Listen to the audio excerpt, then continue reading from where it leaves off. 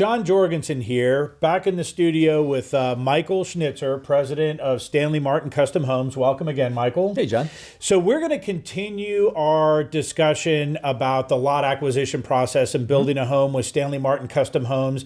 If you already have a lot under contract or if you own a property where you can build a home, contact us directly. This isn't the right process for you, and we'll get you teed up in the right process. So the next step we're going to talk about is when you actually get the property under contract and now you're coming in to meet with us to talk about building a home in the feasibility study. So just to kind of rinse backward for a second. So just going through the steps and where are we now in the discussion. So, step one is understand the transaction. Then you're going to get construction loan approval. Then you're going to have a conversation with me or someone on our team.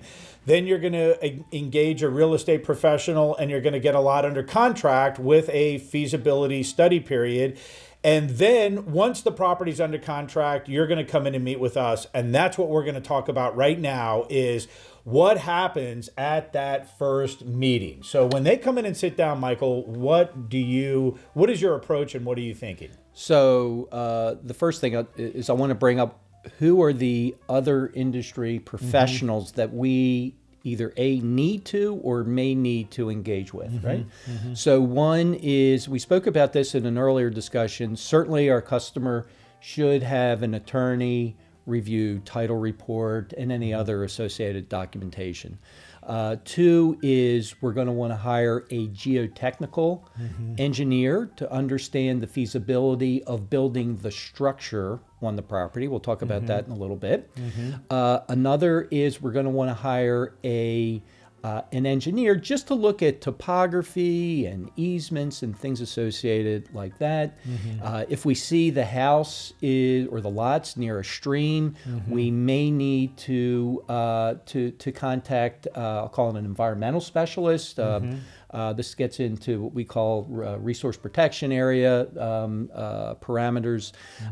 The other thing that could come up is, depending on where the lot is, we may need to hire a soil scientist if we have to deal with septic and perk rates and things of that nature. So there's quite a few outside parties we've got to bring to the transaction. I just want to make sure the customers know that any money that we spend on our customers' behalf has to be approved by our customers. So if our customer does enter into a contingent contract with us, they can get out for any reason. There is a deposit so that if we need to engage with these professionals, that we can use their deposit as payment only, underscore only, if our customers approve of the payment. That makes total sense. So I can only imagine right now what the folks at home are thinking in that, wow, that's a lot of stuff, right? So should they be overwhelmed about trying to figure out all this now? Or so how do you approach it, Michael? So our customers will lean on us to take the lead. We will know who may need to be hired and who won't need to be hired, right? So I would say at the highest level, regardless of the lot, we always recommend a geotechnical study. Right. Some of these other studies may not need to be done. I would say the next level down is the review of the title. Right. And regardless of where the property is, we've seen this happen before. Some customers have come to us with a tear down on a small piece of land, and we find out through title search that there's an easement written in the early 1900s that quasi bifurcate the lot and make a portion of the lot non-buildable. I mean, who would have thought? And they look at the lot and they say, geez, there's already a house on it. How could there be an issue? Well, I know the exact story you're talking about. That's in Fairfax. I think this was in Arlington, but we've also had it in Bethesda and some other jurisdictions. Yeah, so there was a property owner that had actually bought a property and she was living in the home for a period of time, and then she bought the property with the intent to build on it.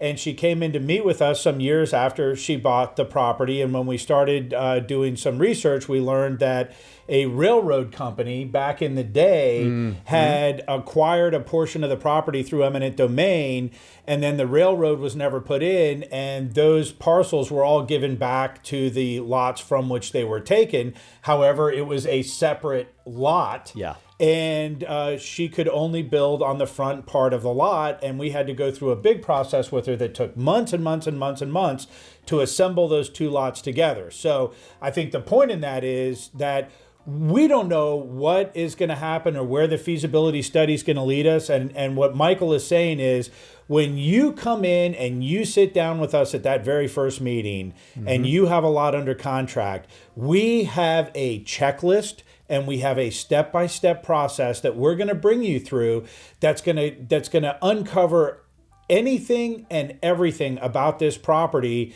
that you can imagine. And normally we're doing a soil study, which is the geotechnical study that Michael referred to. We're doing a title search, and we have an engineer or an attorney review the title.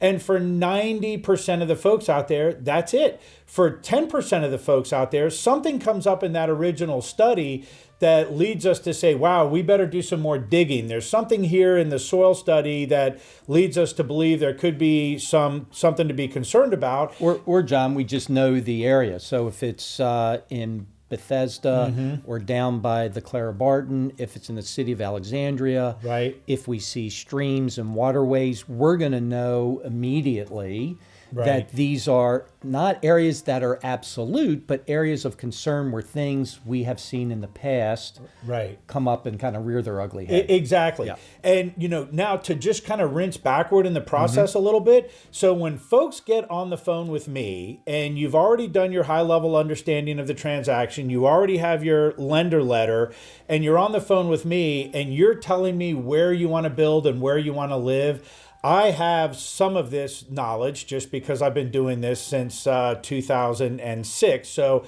I know where a lot of these pockets are. And if I have any concern about whether or not I'm dialed in right on this or not, I'll bring Michael into the conversation.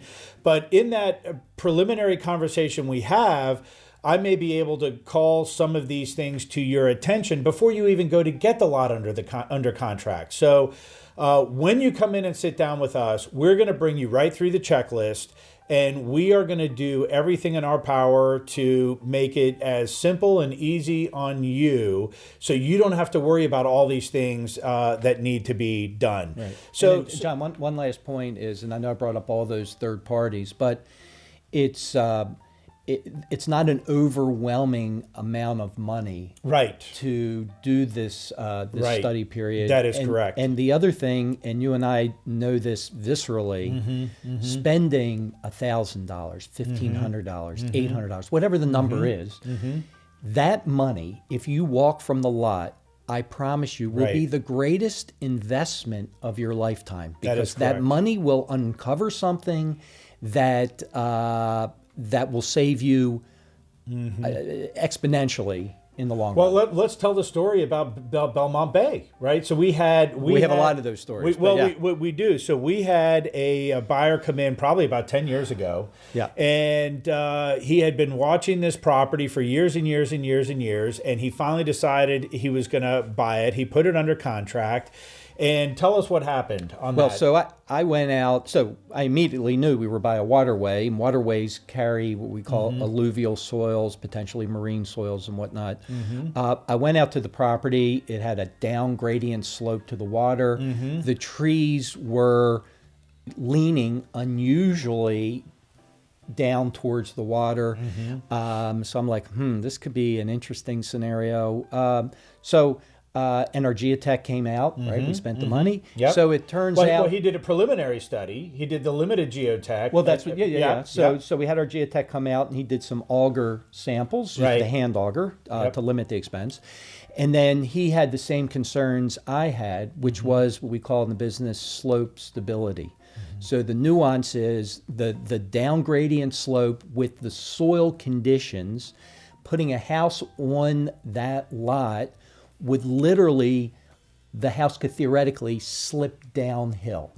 And so to build on that lot, we were going to have to drill caissons into the slope to create a counter force to keep the soil from sloping down. We've also had that in several other areas, like the city of Alexandria, where a customer came in and said, I've got the greatest lot. And we're like, oh, geez.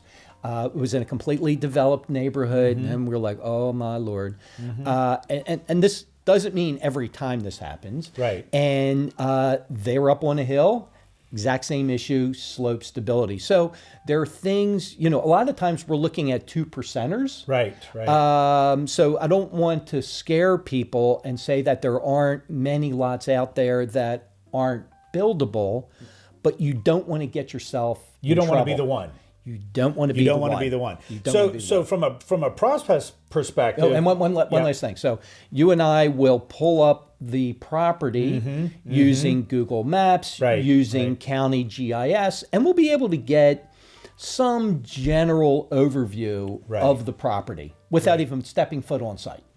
So going back to the process in the feasibility study. So we originally did the limited geotech. And then our geotech scientist says, we might need to do some more digging here. So we went back to our buyer with a second proposal from our geotech, which involved getting a backhoe out to the property, digging some test pits, and that's where we 100% confirmed all our suspicions. What we suspected. And then this buyer walked away. By the way, we don't hold back. So if we suspect something, it's not like we're saying, we suspect it and let's wait and get confirmation. We'll say, we suspect it. It may or may not be true. Let's confirm or deny. Exactly. And if there's a deal breaker in the transaction for you, we want to get it on the table as quickly as possible. We don't want to try to hide it from you, and then you're getting deeper into the transaction and you start getting these unpleasant surprises. That's not a good experience for anyone. We say life is too short. So So what else can come up in soils? Let's just talk about soils for a second. Okay. So I would say there's three things with soils, just generally speaking. So one is, where, if any, are the wet soils, right? So we all know, as adults or children, we go down to the beach and we dig in the sand and we get down about 4 inches and we hit water. That's the water table level. Not that often do we hit water tables, but we can. Sometimes we hit what's called a perched water table, where it's not the water coming up, but the water, as it perks through the soil, hits a stiff layer, and instead of continuing down by gravity, goes horizontal. So that's called a perched water table. So we don't want to build below the water table level. Why? For a couple reasons. One, and probably most importantly, you don't want to rely on sump pumps, i.e. a mechanical device that's prone to failure, even if you have redundancy, to be the only measure to get rid of water. So what you're saying is, if you have a high water table and you build the home into the water table. Well, we wouldn't. We wouldn't, right? But we wouldn't do that. But and by the way, because there are so many neophytes that pretend to be builders who have done this in the past. The certain jurisdictions are now requiring things that we've done all along as now county mandated requirements, right? So we knew from just day one, just building tens of thousands of homes, never to build below the water table level. We always want to build above it. So certain jurisdictions now have mandates where you now have to do the testing, where we always did it, and you have to build at a certain elevation above the water table, which we always did. Just goes to show you how. And the folks at home may not realize that if you build a home below the water table and your sump pump fails, your basement will fill up with water. So you don't want to be one failing device away from a flooded basement. Correct. Exactly. So we've got water issues, potentially. Again, we're talking 2%ers. Now, the 2%ers could increase in proportion based on locations, but just generally 2%ers. The next is, what is the composition of the soil? So what are we looking for there? One, can we use the soils on site to backfill against the house? if we can't, we've got to get rid of the soils, more cost, and bring in soils, potentially more cost. The next thing is soils that have high clay content. When water hits clay, clay expands and puts pressure on the foundation. So not a big deal. There's a cost associated with building in areas with high clay, and we build many, many homes in high clay areas, but we're talking tens of thousands of dollars to build the home properly so that you have no issues. So there's a cost associated with that. Which, by the way, we're going to get to the site cost conversation in our next discussion. And then I would say, lastly, is just, even with good soils, what is the soil bearing capacity so that we know what size foundation / footer we need to account for. So it's wet soils, water tables. It's what is the composition of the soils, specifically clay, and what's the soil bearing pressure. So we get those three things. We can eliminate soils as an issue, or we can say, yes, you have these soils and the cost to build in these soils is Y. Great. So from a soils perspective, I think that's a pretty good summary. Yeah. We talked about some kind of worst case scenarios. Right. 98% of the folks out there are going to have a pretty straightforward soils report. It's either going to be no additional cost to the site cost other than what we've already contemplated, or there could be some clay, or there could be some things that are going to cost Y, and we'll address that in our next discussion. Right. So I would say the next element would be an environmental specialist, right? So we deal with a couple environmental companies, and why are we talking about this? Because in the DC metro area, there are many streams, many waterways, and with streams and waterways comes potentially resource protection area. People call it RPA. Right. There's potentially wetlands, and there's potentially floodplains, right? So we have to understand, A, what is the impact, if any, of the stream or waterway on the lot vis-a-vis these three elements. And so we may need, again, not always, just because you have a stream may not mean that we need to have an environmental specialist. Right. But if we have something like that, we may have to hire that person to understand what effect do these factors have on A, the building footprint, right? And B, could it be that we have to take additional steps during the permit application, in terms of delineating the resource protection area. Sometimes, and again, we're talking small percentages, but we're just talking about everything, right? Right. There's a thing that's it's called a JD letter, or a jurisdictional delineation letter. That has to be submitted to the Corps of Engineers. So these are things you don't, as for our customers, don't worry about it. We understand it.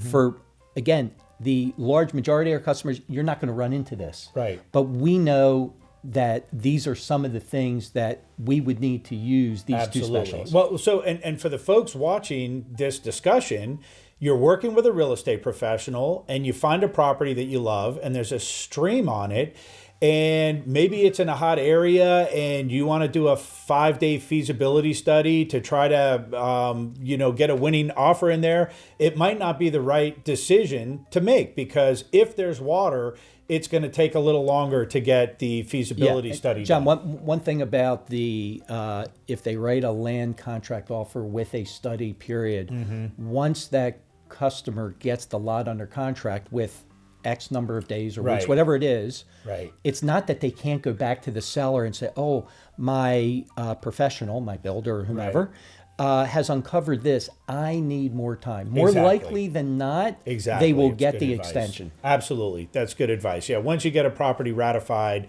you're more likely than not to be able to extend the study period. And one last thing, and this is more in the outlying areas of Montgomery County and Fairfax / Loudoun County, Prince William, is the Geotech. We may find that there are refusal levels, right? So that's what's the depth of the rock right? Because you don't want to be blasting or bringing out a hoe ram to get rid of rock. So that's another thing that the Geotech will uncover during the study. So kind of just to recap, so you'll get your property under contract. Now rinsing backward and forward. So you get the property under contract with a study period. You're going to come in and you're going to sit down with me and Michael. And by the way, just a side note, Michael and I have personally met with every single buyer that has ever come into Stanley Martin Custom Home since 2006. So unless something changes in our process, when you engage us, you are working directly with me and Michael for all of the pertinent information that comes up in this transaction. So get the property under contract. You're going to come in, sit down with me and Michael. We are going to step you through what needs to happen to do your feasibility study. And I usually say to folks, don't worry about all this stuff that we just talked about. Let us worry about it. You may not have a stream. You may not have bad soils. It's very, very rare. But we don't want you to be the one that buys a lot, gets it under contract, and your study period expires, or even worse, or you don't have a study period, or you've closed on your lot. So we've had people who have bought lots and didn't have a study period, and they just walked away from their deposit, right? And I'm not saying that's the right thing to do, but we've seen that happen. Sure. So we have a great process. Once we have an address and an understanding of what you want to build, we're going to be able to step you right through the feasibility study. It starts with a meeting with us.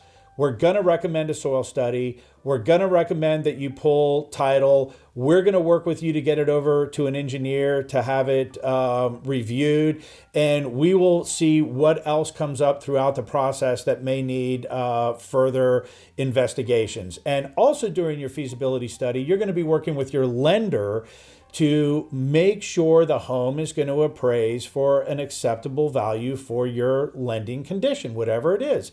Some people care deeply about the appraisal and it impacts the transaction dramatically, and other folks are putting a lot of money down and they don't care so much about the appraisal. So every one of these transactions is unique. We have a process that addresses every scenario that can come through the door. So I think that's a good place to stop. To tie this one up. And then, well, I don't know. Should we talk at a later segment about some of the other aspects? What are you thinking? Let's. One key element we haven't discussed yet is engaging with an engineer to talk about just the property. Different jurisdictions have different requirements. Kind of at the highest level. What is the building envelope? You can't build your house to the property line, right? Right. Another factor will be, what is the potential? Not every jurisdiction has this. What is the potential lot coverage requirements? So just because you could build to what we call the building restriction line doesn't mean you can build a house to the extent of the lines on, let's just call it the X and Y axis. The house may be too big. You may bust on lot coverage. There are other conditions that apply based on the jurisdiction. So for instance, in Montgomery County, the county says, and there's other counties and jurisdictions like Montgomery County, I'm just using this as an example, but Montgomery County has something called the established building line.